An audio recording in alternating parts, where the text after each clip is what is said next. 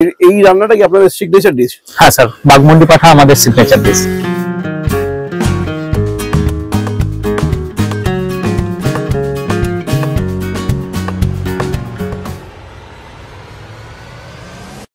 অসাধারণ।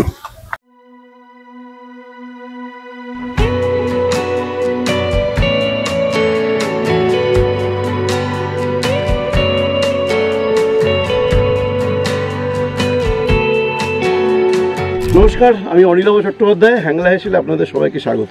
এই মুহূর্তে আমি দাঁড়িয়ে রয়েছি যে পাহাড়টার নিচে, সেই পাহাড়টার নাম হচ্ছে চেমটাবুরু পাহাড়, আর এটা হচ্ছে পুরুলিয়ায় অবস্থিত চেমটাবুরু পাহাড়ের ঠিক নিচেটা দাঁড়িয়েছি আমরা।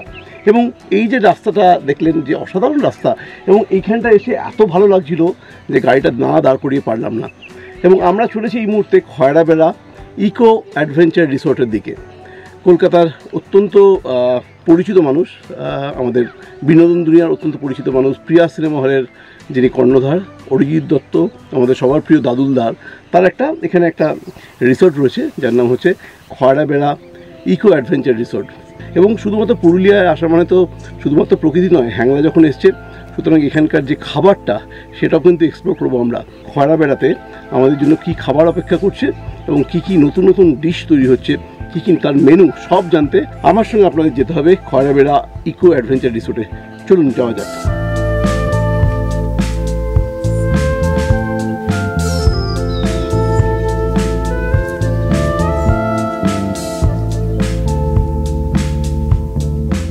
খয়রাবেড়া ইকো অ্যাডভেঞ্চার রিসোর্টে যখন পা রাখবেন তখনই কিন্তু আপনাদের স্বাগত জানাবেন এই তিনজন।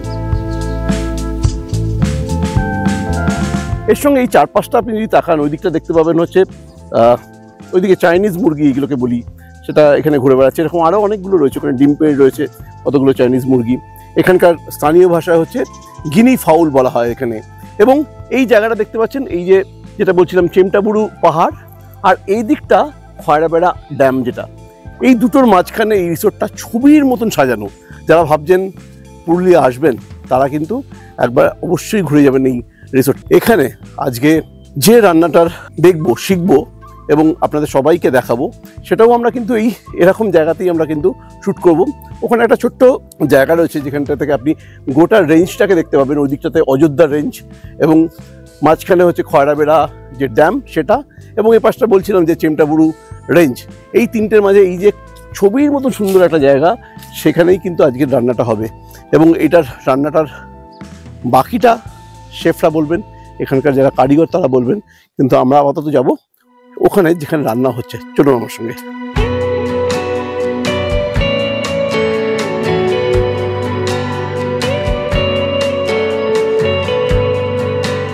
মেকশিফট কুকিং অ্যারেঞ্জমেন্টস কিন্তু এখানে, তাই তো? এবং শেফ রয়েছেন। শেফ নমস্কার, সরি আপনাকে এতটা ট্রাভেল দিলাম, যে মানে ওই আপনার মানে কিচেন থেকে এই অবধি নিয়ে, কিন্তু এই জায়গাটার লোভটা ছাড়তে পারছিলাম না। এরকম একটা জায়গায় শ্যুটটা করবো এবং এখানে মানে রান্নাটা হবে, এটার লোভটা ছাড়তে পারছিলাম না। তো আপনার নামটা বলুন। আমার নাম সমীর স্বর। আচ্ছা, শেফ সমীর স্বর। আপনি আজকে কি রান্না করছেন আমার জন্য? বানাবো মাটন কষা। মাটন কষা, ওই বাঘমুন্ডি পাঠা। বাঘমুন্ডি পাঠা এটাকে বলা হয়, তাই তো? মানে এটার বিশেষত্ব কি? মানে এখানে বেঙ্গল ব্ল্যাক গড বলা। হ্যাঁ হ্যাঁ হ্যাঁ, বেঙ্গল ব্ল্যাক গডটা এই রিজনে, যেটা বীরভূম এন্ড পুরুলিয়ার এটা। হ্যাঁ, এটা স্পেশালি এখানে মানে এগুলো ছোট ছোট খাসি, ছাগল যেটা বলে দেশি একদম, তেল থাকে না, এগুলো না চর্বিতে। আচ্ছা, এগুলো খুব ভালো টেস্টি খাবার। সব থেকে আমাদের এখানে ক্লাসে আছে এটা। আচ্ছা, বাঘমুন্ডি এটা আপনাদের মোটামুটি সিগনেচার ডিশ একেবারে, কিন্তু স্পেশালি আছে, স্পেশাল বলতে পারেন। আচ্ছা ঠিক আছে, আপনি শুরু করুন তাহলে।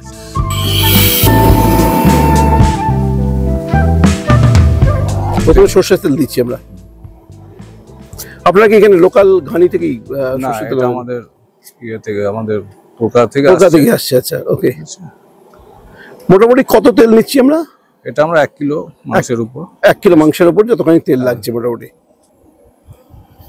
এটা গরম হওয়ার পর, তেল গরম হয়ে গেলে আমি গোটা গরম মশলা দিয়ে দেবো। আচ্ছা, তেজপাতা, দারচিনি, একটা শুকনো লঙ্কা,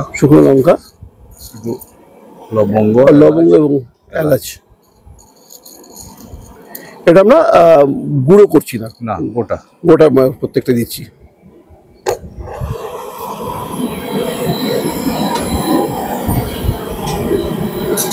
পেঁয়াজ প্রথমে পেঁয়াজ দিচ্ছি। পেঁয়াজ কতটা দিচ্ছি? পেঁয়াজ 4 পিস বড় পেঁয়াজ। আচ্ছা,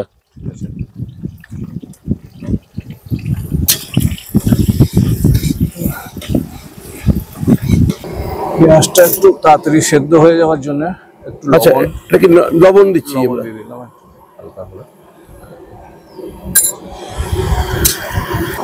লবণ দিলে কি তাড়াতাড়ি পেঁয়াজটা ভাজা হয়ে যায়? আচ্ছা, এটা একটা নতুন ট্রিক্স আর কি, আমরা জানলাম। লঙ্কা দিচ্ছি, কটা লঙ্কা? কাঁচা লঙ্কা 8-10টা। 8-10টা।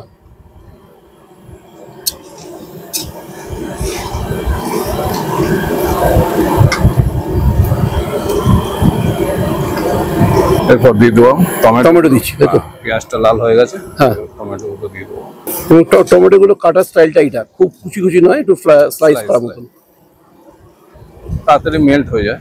হ্যাঁ। এরপর দিয়ে দেবো আদা রসুন পেস্ট। আচ্ছা, আদা কতখানি রয়েছে আপনার? আদা 1 কেজি মাংসের জন্য? 1 কেজি মাংসতে 25 গ্রাম আদা। মোটামুটি 2-3 চামচ। হ্যাঁ, 3 চামচ মতো। 3 চামচ মতো, 2 চামচ আর কি।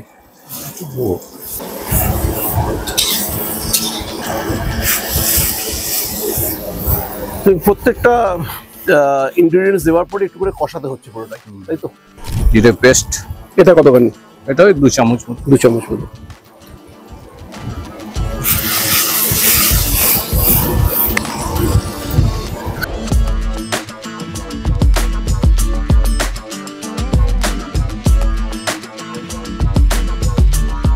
এক চামচ মতো ধনিয়া গুঁড়ো। আচ্ছা, সুভাষিস বাবুর সঙ্গে আলাপ করে দিই। সুভাষিস বাবু এই খয়রাবেড়া যে ইকো অ্যাডভেঞ্চার রিসোর্টটা, তার দায়িত্ব উনি, এবং ওনার সঙ্গে গল্প করবো আমরা যখন মাংসটাকে একদম চাপাবো, মাংসটা যখন সেদ্ধ হবে তখন আপনার সঙ্গে একটু গল্প করবো এই রিসোর্টটা নিয়ে। এরপর দেবো একটু কাশ্মীর গুঁড়ো লঙ্কা। কাশ্মীরি লঙ্কা একটু কালারের জন্য। হ্যাঁ, 2 চামচ কাশ্মীরি গুঁড়ো লঙ্কা।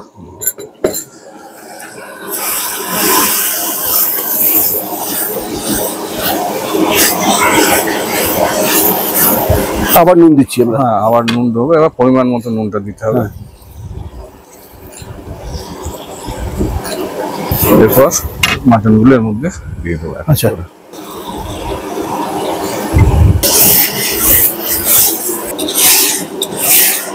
হ্যাঁ, এরপরের কি পার্ট রয়েছে, মানে এই মাটনটা দেওয়ার পরে? মাটন দেওয়ার পরে এবার এটাকে ভালো করে কষিয়ে কষতে হবে। শেফ, এই রান্নাটা করার মাঝে আপনাকে দু একটা প্রশ্ন করে নিই সুভাষিস বাবু। সেটা হচ্ছে মানে এই রান্নাটা কি আপনাদের সিগনেচার ডিশ? হ্যাঁ স্যার, বাঘমুন্ডি পাঠা আমাদের সিগনেচার ডিশ। আচ্ছা, এটা আমাদের স্পেশাল বলতে পারেন, শেফ স্পেশাল। এটা খয়রাবেড়া ইকো অ্যাডভেঞ্চার রিসোর্টেই আপনি পাবেন। আচ্ছা, তো এটা কোথা থেকে, রেসিপিটা কোথা থেকে কালেক্ট হলো? রেসিপি অ্যাকচুয়ালি এটা তো শেফ স্পেশাল, শেফের নিজের আছে। তাছাড়াও এখানে লোকাল যে মাটনটা আমরা পাই সেটাকে আমরা ব্ল্যাক বেঙ্গল গোট বলি। হ্যাঁ, মানে এখানকার মাটনের একটা আলাদা বিশেষত্ব আছে। সেটা তারপরে তো শেফের কাজ তো এর মধ্যে থাকেই কিছু স্পেশালিটি।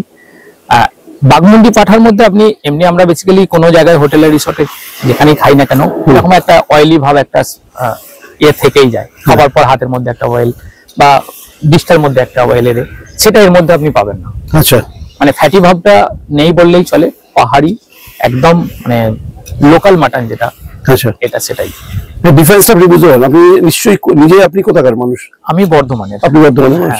আমি বর্ধমান, আমি এর আগে কলকাতাতেও থেকেছি। কলকাতায় যে মাটন আমরা পেয়েছি, বর্ধমানে যে মাটন পাই আমরা, যেটা রেয়াজি খাসি বলি, রেয়াজি মাটন যেটা, তার সাথে এর ডিফারেন্স অনেকটা বেশি।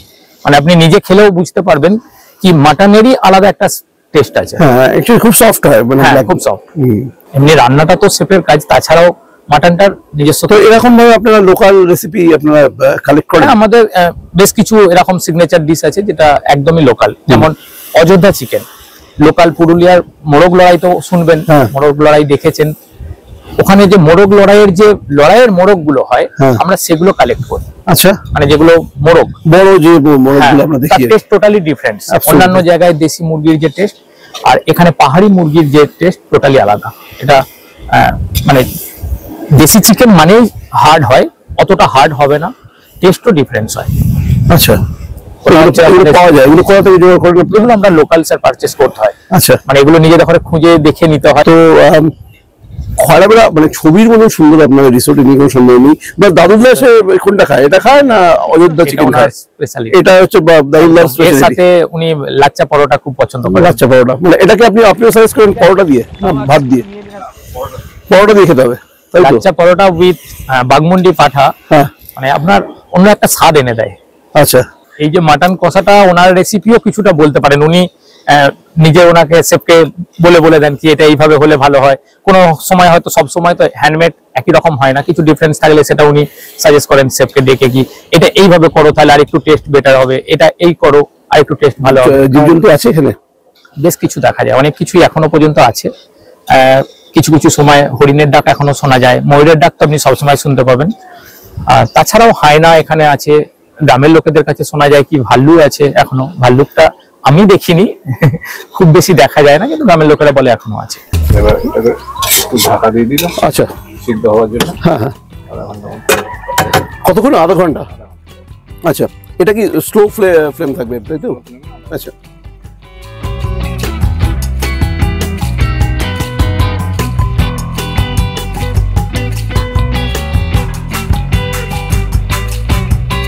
তো আপাতত খাওয়ার পালা তাই তো? একদম স্যার, শেফ এসে গেছেন ওদিকে। মটন তো রেডি, আপনাকে টেস্ট করাবো।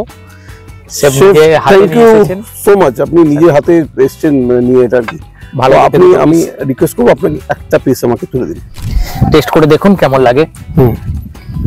এটা হচ্ছে বেস্ট বলছেন হচ্ছে লাচ্চা পরোটার সঙ্গে? একদম স্যার, আচ্ছা, মানে বাগমুন্ডি পাঠা কষা, হ্যাঁ, তার সাথে লাচ্চা পরোটা সবচেয়ে ভালো যায়। আমি এটাকে আপনি কারিও বানাতে পারেন, হ্যাঁ। আলু দিয়ে ঝোলও বানাতে পারেন, রাইসের আচ্ছা। সাথেও নিতে পারেন, কিন্তু কষাটা হচ্ছে সবচেয়ে বেস্ট।